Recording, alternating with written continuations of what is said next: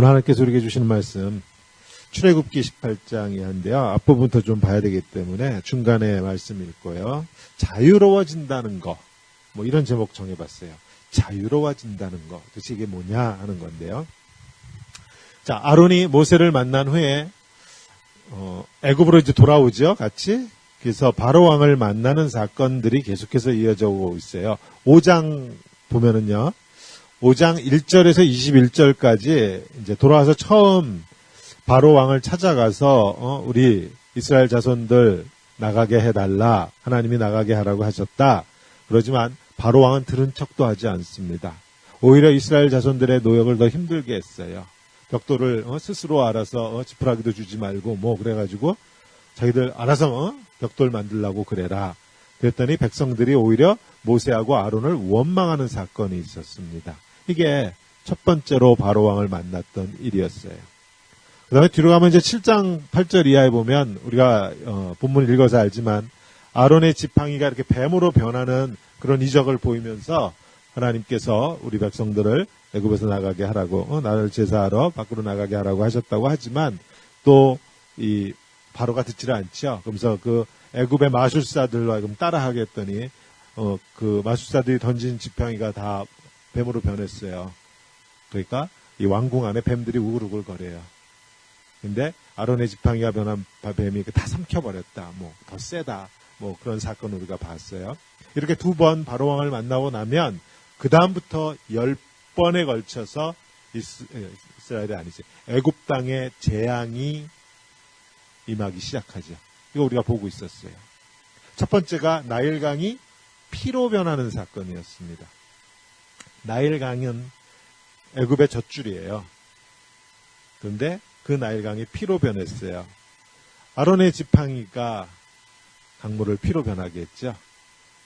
바로왕 앞에서 아론이 그 지팡이로 나일강이 피로 변하는 그런 놀라운 일을 행합니다. 역시나 이 애굽의 마술사들도 마술로 비슷한 걸 해내요. 그래서 바로가 마음을 안 돌이켜. 두 번째는 개구리 재앙이었죠. 개구리들이 막 올라와요. 개구리들이. 이번에도 바로왕 앞에서 아론의 지팡이가 역사를 일으켰어요. 근데 이 애굽의 마술사들도 또 똑같이 개구리 만들어냅니다. 그래서 바로가 마음을 안 돌이켜요. 세 번째, 땅의 티끌이 다 이로 변해서 사람을 물고 가축을 물고 바깥에 나와서 아론이 지팡이로 쳤거든요. 그래서 이 애굽의 마술사들이 쫓아가려고 했는데 이제 여기서부터 안 돼요. 세 번째부터 애굽의 마술사들은 마술에 실패합니다. 자, 여기까지는 지난주에 본 건데 요 세 가지 재앙은요, 애굽 땅 전역에서 일어났어요. 그러니까 애굽 백성들이 나일 강물을 마시지 못할 때 고센 땅에 있는 이스라엘 백성들도 나일 강물을 마실 수 없었어요. 개구리 재앙이 일어나서 밥통에도 깨구리가 들어오고 잠자리에도 깨구리가 들어오고 온 집안에 깨구리가 넘쳐날 때 고센 땅에 있는 이스라엘 백성들도 깨구리 때문에 고생했어요. 티끌이 이가 되는 재앙 마찬가지예요. 고센 땅에 있는 이스라엘 백성들도 고생했어요. 요 세 번의 재앙은 하나님께서 애굽 땅 전역에 일으키셨습니다. 이스라엘 백성들로 하여금 그들도 이분이, 이 역사를 일으키시는 분이 하나님이시라고 하는 것을 알게 하시려고 똑같이 일으키셨어요. 세 번에 걸쳐서. 그러나 그 다음부터는 이제 애굽 땅에만, 하나님의 백성들이 있는 고센 땅은 피해서 애굽 땅에만 이제 재앙이 임해요. 자, 애굽 전역에 재앙이 임했을 때 이스라엘 백성들은 모세와 아론을 어떻게 생각했을까? 당연히 원망했겠죠. 먼저도 앞에서도 괜히 둘이 바로왕을 찾아갔다가 괜히 바로왕 심기를 거슬려서 지푸라기도 안 준다고 그러지, 더 많이 벽돌 찍어내라고 그러지. 그래서 가뜩이나 지금 힘들어 죽겠는데 왜 자꾸 바로왕은 찾아가가지고 깨구리가 올라오고 나일 강물을 식수가 다 오염되게 만들고 왜 이러냐고요. 이스라엘 동족들의 입장에서 보면 모세와 아론을 응원했을 거라고는 우리가 생각할 수 없어요. 분명히 원망했을 것 같아요. 그러나 이 두 사람, 모세하고 아론을 보자고요. 그러나 이 두 사람 중에 아론은 자기들하고 같이 83년을 함께 지냈어요. 83년 동안 함께 자랐고 함께 강제 노동하면서 함께 고생하고 함께 웃고 함께 울고 시집장가 갈 때 같이 즐거워하고 같이 친근해요. 이게 아론이에요. 근데 모세는 어느 날 하늘에서 뚝 하고 떨어졌어요. 아마도 이스라엘 백성들이 찾아와서 하소연하고 불평을 늘어놓았다면 그건 아론한테 그랬을 것 같아요. 그래도 친하니까. 모세는 조금 거리가 있었을 것 같아요. 그러면서 이런 말 하지 않았을까? 그러니까 상상을 해보는 거예요. 제가 만약에 영화를 찍으면 그랬을 것 같아요. 아론을 찾아와가지고, 야, 저 네 동생 정말 맞냐? 왜 제가 와가지고 우리가 이렇게 힘들어지는 거냐? 야, 못 살겠다. 쟤 다시 미디안 땅으로 좀 돌려보내라. 쟤 없을 때가 훨씬 낫다. 왜 쟤를 데리고, 네 동생이라고 왜 쟤를 데려와가지고 왜 우리 이렇게 힘들게 만드는 거냐? 아마 이렇게 3번에 걸쳐서 애굽 땅 전역에서 재앙이 일어났을 때 이스라엘 백성들이 아론을 찾아와서 모세를 원망했을 것 같아요. 물론 두 사람을 다 원망한 거지만 아론하고 대화가 되잖아. 옛날부터 친구고 옆집 아저씨고 뭐 아론은 그러니까. 자, 그러다가 4번째부터는 애굽 땅과 고센을 구별해서 하나님이 애굽 땅에만 재앙을 내리기 시작했어요. 다 읽지는 않겠지만 파리, 그다음에 뭐 가축이 다 죽어버리고 악성 종기로 인해서 재앙이 있고 우박이 내리는데 불덩이가 섞인 우박이 내리고 메뚜기 떼가 달려와서 다 삼켜버리고 뭐 하여튼 흑암, 깜깜 빛이 없어. 깜깜해. 그리고 마지막 10번째 장자들이 죽임을 당하죠. 아마 이 기간 동안에는 잠시지만 모세와 아론에 대해서 이스라엘 백성들이 그래도 호감을 가졌다라고 생각할 수 있을 것 같아요. 왜? 우리한테는 피해가 없고 쟤네들한테만 피해가 있으니까.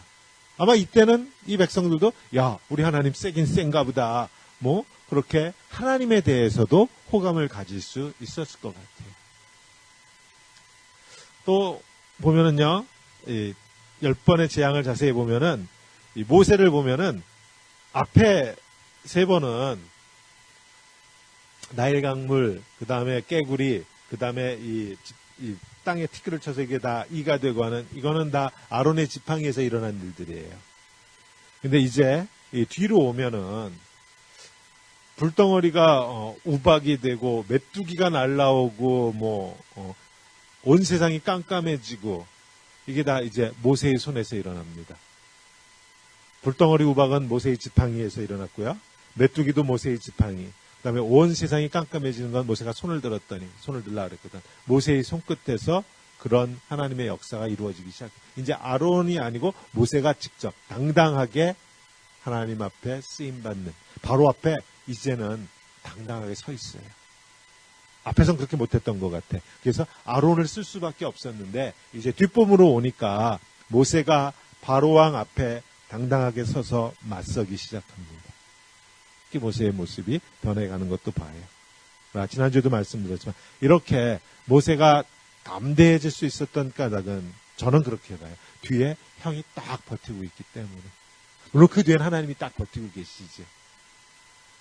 이 형이 있었기에 모세가 이렇게 담대해져 가고 있다. 10번의 재앙이 있을 때까지 어느 한 번도 모세가 혼자 가는 법이 없어요. 꼭 아론하고 같이 갑니다. 이렇게 자신의 지팡이를 통해서도 역사하시는 그 하나님의 일이 점점 강도가 세져가요. 그런데 마지막엔 장자들이 다 죽임당하고 그리고 끝내 홍해를 건너가면서는 자신의 지팡이 끝에서 홍해물이 갈라지고 다시 그 물이 합쳐지면서 애굽의 군대가 몰살당하는 그러한 놀라운 체험을 하죠. 엄청난 역사가 자기의 지팡이 끝에서, 자기의 손끝에서 일어나고 있습니다. 하나님께서 내 손끝에서 역사하고 계신다라고 하는 것을 차츰 강도가 세져 가면서 그렇게 배워가고 있어요. 체험해 가고 있어요. 그런데 이 홍해를 건너간 백성들은 우리가 잘 알다시피 몸은 애굽을 떠났는데 그들의 마음은, 그들의 정신은, 그들의 혼은 여전히 애굽에 두고 왔죠. 홍해 건너는 역사를 같이 체험했어요. 모세만 체험한 게 모세하고 아론만 체험한 게 아니죠. 그 바다를 지나간 온 백성이 같이 이 하나님의 역사를 체험했어요. 건너가서는 미리암의 노랫가락에 더불어서 온 백성들이 같이 덩실덩실 춤을 추면서 하나님을 찬양하는 이 백성들이, 그러나 그 마음이 바뀌는 데는 딱 3일이에요. 3일 지나니까 마음이 바뀌었어요. 15장 22절. 모세가 홍해에서 이스라엘을 인도하며 그들이 나와서 수르 광야로 들어가서 거기서 사흘길을 걸었으나 물을 얻지 못하고, 3일을 걸어갔어. 그래서 우리가 잘 아는 그 사건이요. 쓴 물을 내는 그 샘물이 뭐 이렇게 지팡이 던졌더니 단물을 낸다고 하는 그 마라의 쓴물, 그 사건이거든. 3일을 걸어갔는데 물을 찾지 못하고 힘들어하던 백성들이 이제 모세를 원망하기 시작하죠. 15장 24절. 백성이 모세에게 원망하여 이르되 우리가 무엇을 마실까 하며. 3일 동안 물을 마시지 못한 사람들의 원망은 어느 정도일까요? 3일을 못 먹으면, 제가 청년들하고 수련회를 갔는데 야 하이킹 가자. 그래서 나갔는데 길을 잃어버렸어. 그래서 3일 동안 막 헤매는데 물을 못 찾았어.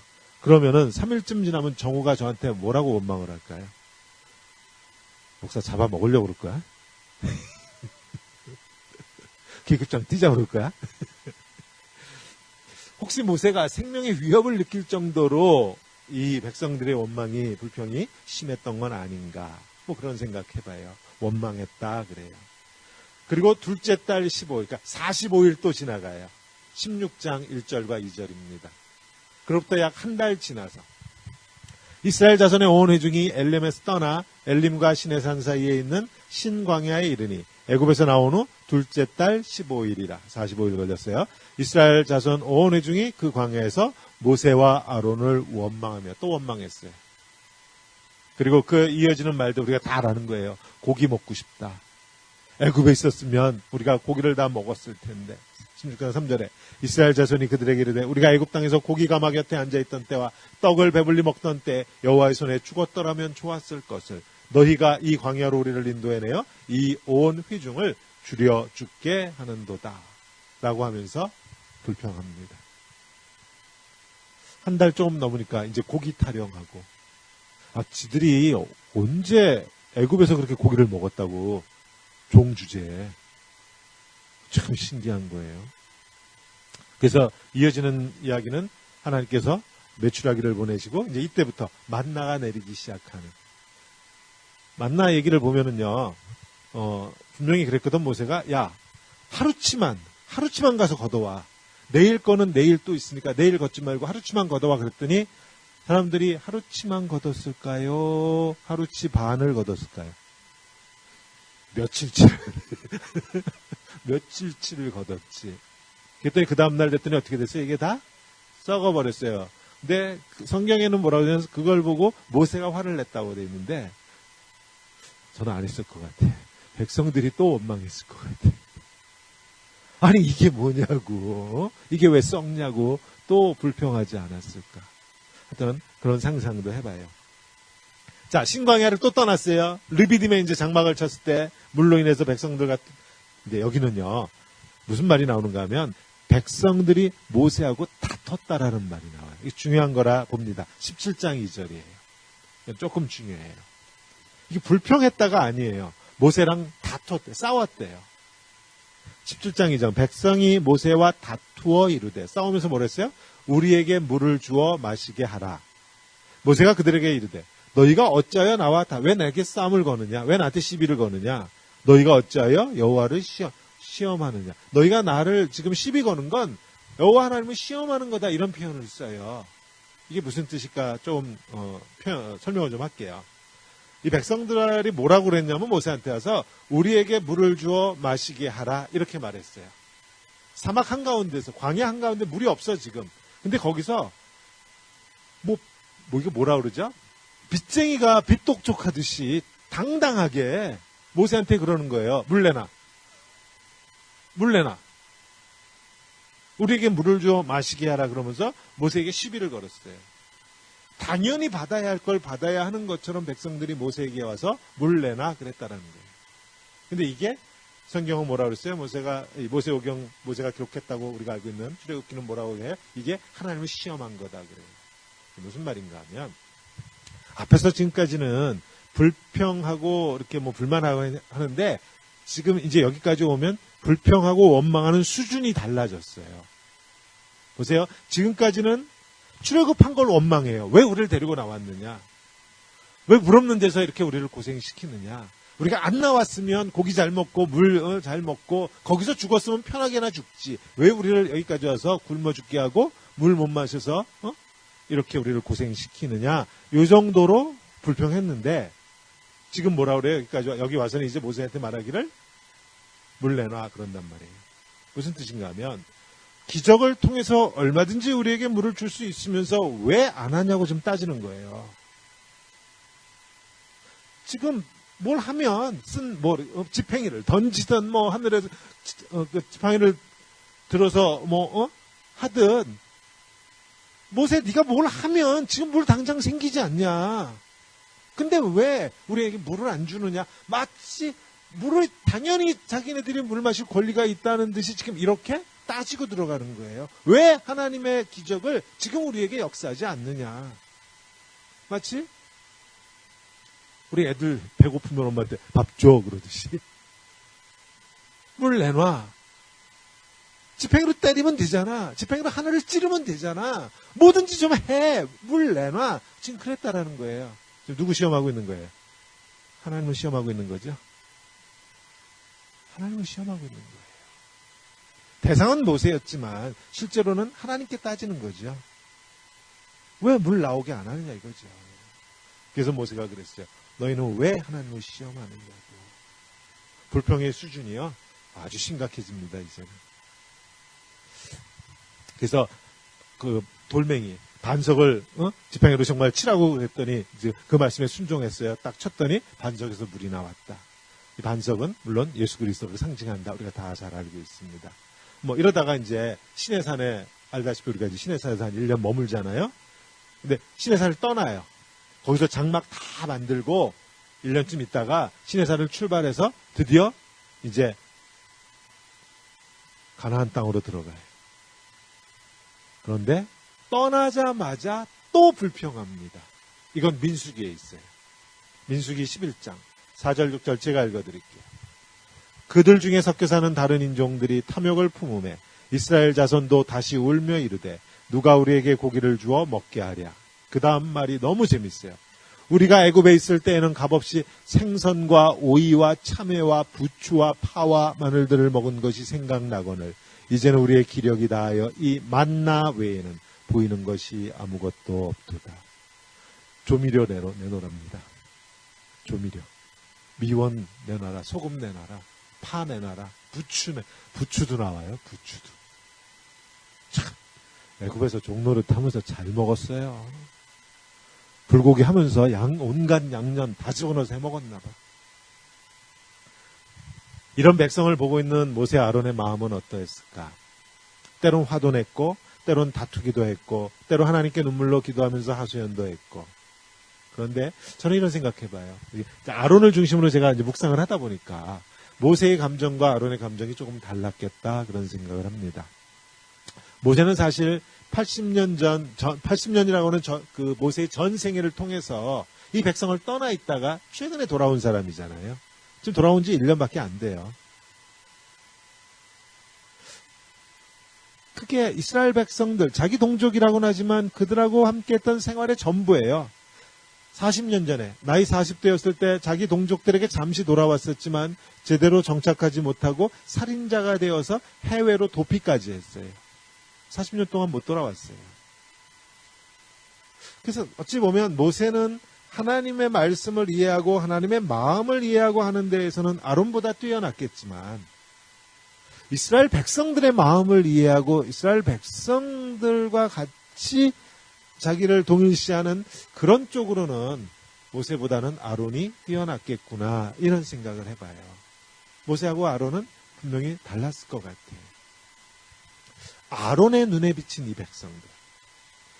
애굽에 있었을 때는 더 잘 먹었다고 부추 내놔라, 미원 내놔라, 조미료 내놔라 하는 불평을 들으면서 아론은 얼마나 기가 막혔을까. 애굽에 종살이 할 때 우리를 이 종살이에서 구원해달라고 울부짖던 형제들이에요. 하나님 앞에. 앞에서 우리가 봤죠? 하나님 앞에 울부짖었다 그랬잖아요. 그 이웃이, 그 형제가, 그 자매가 노예 생활에서 벗어나자마자 불평과 원망으로 가득 차 있는 것을 보면서 아론은 무슨 생각을 했을까? 그렇게 원하던 구원을 얻었는데, 그렇게 원하던 자유를 얻었는데 도대체 왜 이렇게 불평하고 원망에 가득 차서 하나님을 시험하고, 이 사람들에게 도대체 구원은 무슨 의미가 있고 자유는 무슨 의미가 있는 것인가? 자유가 손에 쥐어졌어요. 그토록 원했던 구원이 손에 쥐어졌어요. 근데 어쩔 줄을 몰라, 이걸 가지고. 자유가 주어졌는데 어쩔 줄을 몰라. 우리 애들 방학 되면 시간이 남아도니까 이걸 어쩔 줄을 몰라 하듯이 그렇게 종살이를 하고 있어서 구원하고 노래를 불러서 하나님께서 그 손에 구원을 주어주고 자유를 주어줬는데 이걸 어쩔 줄을 몰라 하는 거야. 그리고는 옛날이 좋았어. 학교 갈 때가 좋았지. 방학은 힘들어. 뭐 이러고 있다는 거죠. 자유보다는 옛 노예의 그 생활로 돌아가고 싶다고 하는 그 자기 형제들의 모습을 보면서 아론은 어떤 질문을 던졌을까? 우리는 또 어떤 질문을 던져야 하는가? 도대체 구원은 무엇이고 도대체 자유는 무엇인가? 정말 구원이 좋은 것인가? 정말 자유가 좋은 것인가?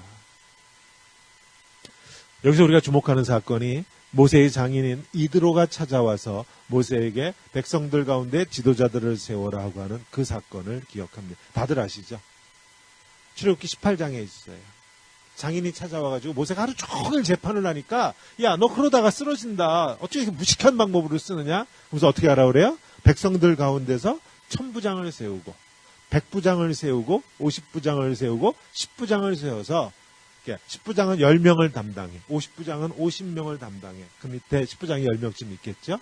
그 다음에 100부장이 있고 뭐 이런 식으로 1000부장이 있고 이런 식으로 해서 사소한 건 작은 문제들은 그 10부장이 알아서 처리하게 하고, 야, 거기서 안 돼? 50부장 선에서 처리하게 하고, 그것도 안 되고 해서 1000부장까지 와. 그래도 안 되면 그런 문제는 모세 너한테 가지고 와서 해결할 수, 이런 시스템으로 가야지. 어떻게 너 혼자 사사건건 작은 걸 다 너한테 들고 오게 하느냐. 이드로가 그렇게 훈수를 두잖아요.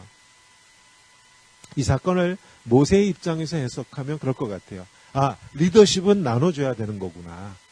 내가 모든 걸 다 하는 게 아니고 내가 가지고 있는 어서리티를 다른 사람들에게 나눠주어서 하나님의 나라를 함께 세워가는 것이구나. 우리 백성들을 다 리더로 세워야겠구나. 뭐 그렇게 우리 해석할 수 있어요. 근데 이 사건을 아론의 입장에서 조금 생각해봐서, 아론은 한 걸음 뒤로 물러나서 지금 보고 있어요. 모세가 지금 10부장, 100부장 뭐 이렇게 세우고 있잖아요. 아론은 한 걸음 왜? 지금 이스라엘의 제사장이에요. 대제사장이에요. 다음 주에 이스라엘의 대제사장의 의미를 조금 공부하고요. 오늘은 아론의 눈으로 보면 이 사람 한 사람 한 사람 지금 100부장으로 세워지고 50부장 세워지고 뭐 1000부장으로도 세워지고 10부장 세워진 이 사람들을 아론은 다 아는 사람들이에요. 아론은 다 아는 사람들이에요. 애굽에서 함께 동고동락하면서 함께 웃고 함께 울고 했던 그 사람들이에요. 근데 그들이 10부장, 100부장으로 세워지는 것을 아론이 자기의 눈으로 이렇게 보면서 아론은 그렇게 생각할 수 있을 것 같아요. 야, 제가 1000부장이 돼? 제가 100부장을 해? 우리 교회 말아먹을 일 있냐? 아론은 그렇게 생각할 수 있었을 거예요. 왜? 속속들이 다 알아. 저 집 애들 습성까지 다 알고 저 집 부부 관계도 다 알아, 이제. 아론은 그래. 모세는 잘 모를 것 같은데. 조금 전까지 다 불평하고 애굽으로 돌아가자고 원망하고 몸은 출애굽했지만 마음과 정신과 혼은 여전히 애굽에 머물고 있는 저 사람을 어떻게 백성들의 1000부장으로 세우고 100부장으로 세울 수 있긴. 아론은 그렇게 생각할 수도 있었을 것 같아요. 각도를 조금 달리해서 애굽에서의 삶은 어떤 삶이고 이제 광야에 와서 지도자들을 세우는 이 삶은 이 두 공동체의 차이가 뭐냐. 결국 백부장을 세우고 천부장을 세운다고 하는 이야기는 이제부터는 물론 하나님 안에서지만 스스로 해결해야 된다는 거죠. 스스로 문제를 해결해야 되는 거예요. 전에 애굽에서는 어떻게 했어요? 문제가 생기면 애굽 관리들을 찾아갔어요. 애굽 관리가 재판장이 되어서 시비를 가려줬어요. 하루 노역을 일하는 걸 애굽의 관리들이 책정해 줘요. 벽돌은 몇 장 만들어야 된다. 뭔 어떻게 해야 된다. 좋으나 싫으나 그 일을 해야만 돼요. 하라고 하면 하고 가라고 하면 가고. 노예의 삶의 특징이 뭐예요? 생각이 없어도 되죠. 생각 안 하면 좋은 거예요. 생각하면 노예 못해요. 이제 출애굽을 했어요. 갈등이 생기면 이젠 애굽 관리를 찾아갈 수가 없어. 모세 혼자 다 할 수가 없어. 하나님의 백성 공동체가 스스로 해결해야 돼요. 물론 하나님의 도우심 안에서 스스로 해결하는 거예요. 이제는 일을 어떻게 해야 하는지, 얼마나 일을 해야 하는지 애굽 관리가 책정해 주는 것이 아니에요. 스스로 찾아서 스스로 계획하고 스스로 정해서 일을 마쳐야 돼요. 물론 하나님의 도우심 안에서 그렇게 하죠. 구원을 얻고 자유를 얻었다고 하는 것은 결국 내가 나로 서야 한다는 것을 의미합니다. 생각이라는 틀로 바꾸면 내가 스스로 생각하는 존재가 되어야 하는 거예요. 하나님의 백성으로서 우리가 함께 생각하고 우리가 함께 스스로 서가는 그 길을 가는 것이 자유와 구원의 의미예요. 하나님을 알지 못하던 삶에서, 즉 애굽에서 종살이할 때의 삶의 특징은 그때는 내가 나로 살 수가 없었어요. 모든 걸 다 정해줘. 이건 지금도 마찬가지죠. 죄의 종노릇하는 삶의 특징을 우리가 신약에서 많이 이야기하지만 죄의 종노릇하는 삶의 특징이 뭐예요? 늘 다른 사람의 시선을 의식합니다. 내 삶이 아니에요. 저 사람의 삶이에요. 저 사람이 규정해 놓은 틀 속에서 내가 사는 거예요. 다른 사람에게 내가 어떻게 비칠까 내 모습을 전전긍긍해하면서 사는 삶. 왜 그래요? 내가 자유하지 못해서. 그런 내게 뭐가 필요한 거예요? 구원이 필요한 거예요. 그런 거 봤어요. 부모인데 자식놈이 좋은 학교를 못 가니까 부모가 자기 자식을 부끄러워해요. 친구들한테 얘기를 못해. 자식이 좋은 학교를 나왔어요. 그때는 막 자기 아들 얘기를 해. 근데 그놈이 직장을 좀 시원치 않은 데를 가요. 그때 부모가 자식을 부끄러워해요. 이제 또 얘기를 못해요. 다른 사람들이 나를 뭐라고 할까? 다른 사람들한테 내가 어떻게 비칠까? 내가 안 보는 데서 뭐라고 수근수근 나의 흉보는 건 아닌가? 늘 묶여 있어요. 이게 성경이 말하는 애굽의 노예의 삶입니다. 내 삶이 아니에요. 죄로 인해서 우리가 태어나면서 다 그렇게 종된 삶을 살게 되어 있어요. 내가 나 자신으로 떳떳하고 만족해하지 못하고 늘 다른 사람과 비교하고 다른 사람과 비교해서 나는 이게 부족하다는 거, 저게 부족하다는 거. 다른 사람이 나한테 한마디 한 그 말 한마디에 천국과 지옥을 오르락 내리락 하는 삶을 살지. 왜 그래요? 우리가 하나님을 떠났기 때문에 그래요. 신락원했기 때문에. 우리가 하나님을 떠났기 때문에. 잠언에서 보지만 우리가 원래 지어지기를 어떻게 지어졌어요? 영원을 사모하도록 지어졌어요. 영원, 이터너티. 끝이 없어요. 한계가 없는 것, 수학적으로 무한대. 그걸 사모해. 그것으로 채워지기를 갈망해. 그게 우리가 지어진 모습이에요. 근데 온 우주 역사를 다 뒤져봐도 영원한 분은 한 분밖에 안 계세요. 하나님 한 분밖에 없어요. 영원이라고 이름 붙일 수 있는 분은. 따라서 모든 한계 너머에 존재하시는 그 하나님을 향하여 달려가면서 그 하나님으로 우리의 마음을 채우려고 할 때에만 비로소 우리의 삶이 나로 만족한다라는 것이에요. 내가 나로 만족해. 다른 사람의 시선 신경 안 쓴다라는 거예요. 그러나 창세기에서 보았던 우리를 속이려고 하는 사탄의 유혹으로 인해서 결국 우리가 하나님을 떠나고 말아요. 우리 인간의 실존이죠. 그리고 뭔가 영원해 보이는 것으로 평생을 채우려고 수고하죠. 가시덤불과 엉겅퀴만 거두는데도 그렇게 평생 땀을 흘립니다. 돈으로, 명예로, 권력, 학력, 미모 등등 모든 것으로 우리의 마음을 채워보려고 하지만 거기다 또 누군가가 뭘로 채우니까 그럴듯해 보인다더라. 그러면 또 그것도 쫓아서 온 땅을 헤매죠. 저쪽에서 한마디 들으면 오늘은 뭐가 좋대더라 그러면 그거 악착같이 사 먹어야 되고, 내일은 저게 뭐 좋대더라 그러면 또 한참 또 그거 유행하고. 그러나 그렇게 해도 채워지지 않거든요. 또 그렇게 다른 사람이 내 속 허한 거 혹시라도 눈치채면 어떨까 그래가지고 또 내 속에 뭐 있는 것처럼 또 보이느라고 얼마나 힘들어요. 애굽을 떠난 이스라엘 백성들이 불평하고 원망하는 게 당연한 거예요. 애굽에서 익숙했던 그걸로 채우면 그럴듯하게 보이니까, 그래서 그걸 포기 못하고 하나님으로 속을 채워보려고 하지만 하나님은 영 믿음직스럽지가 못하거든요. 하나님으로 채우면 겉모습이 별 볼 일이 없어요. 하나님으로 우리의 속을 채우면 겉모습은 별로 화려하지가 않아. 세상 것으로 채우면 겉모습은 화려해요. 속은 채우면 채울수록 더 공허하지만.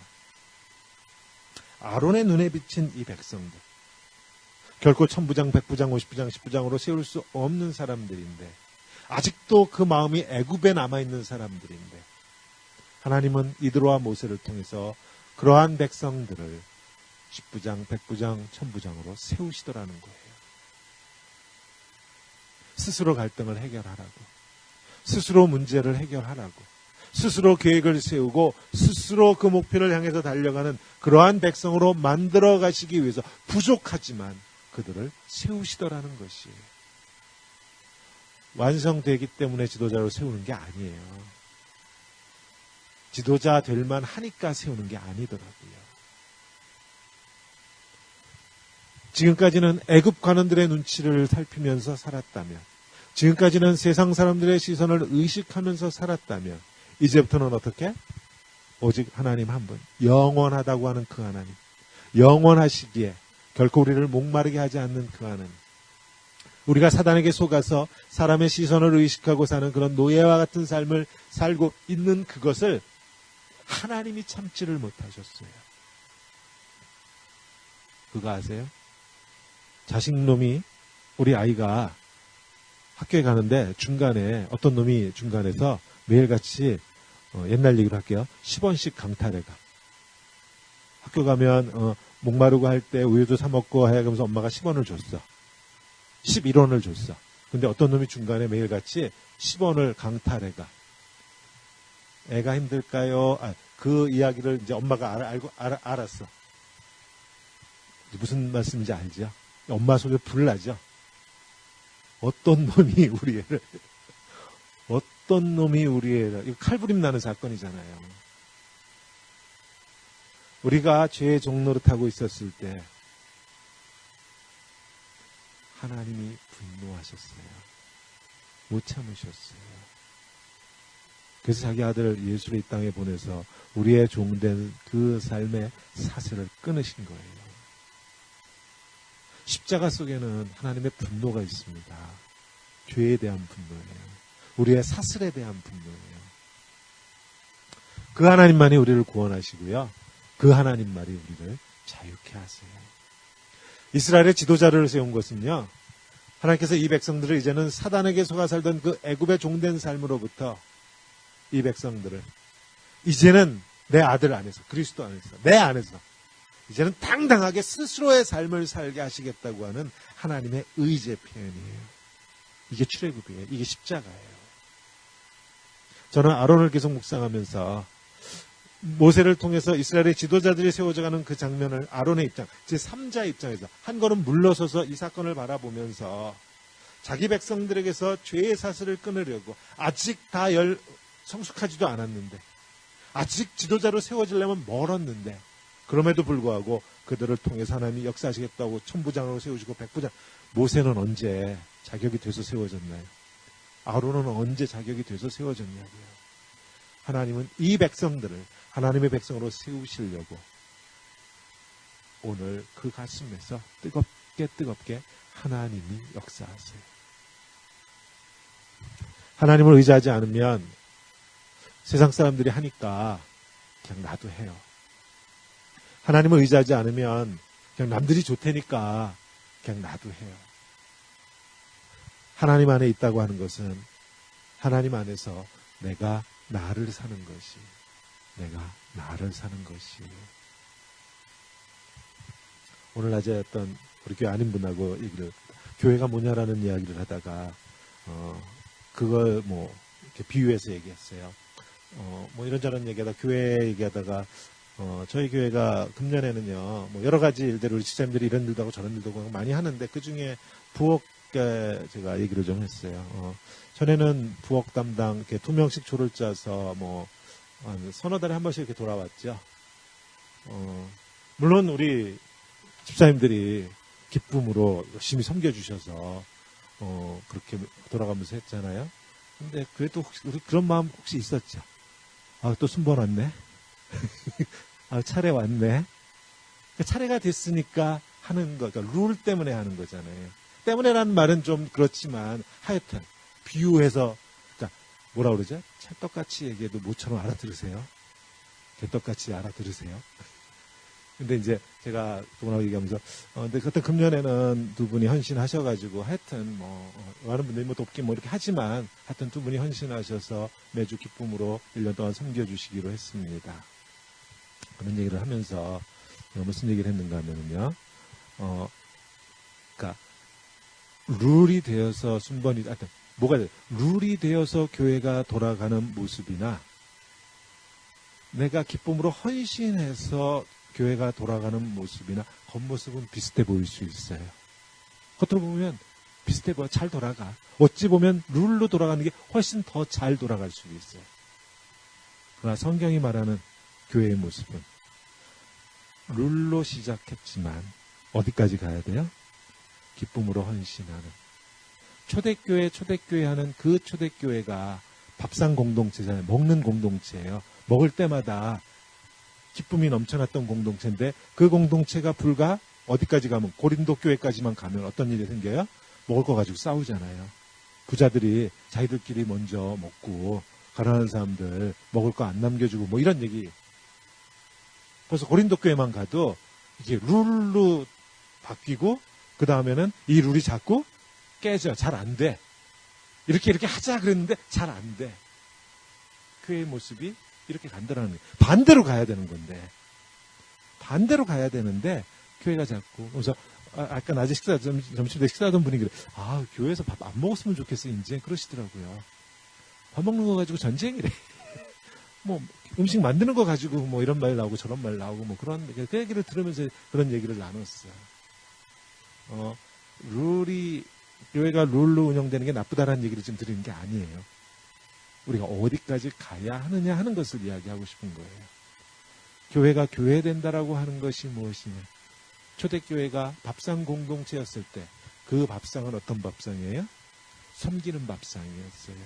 내가 굶고 형제가 밥을 먹는 그런 밥상 공동체였어요. 근데 고린도 교회 가면 내가 먼저 먹어.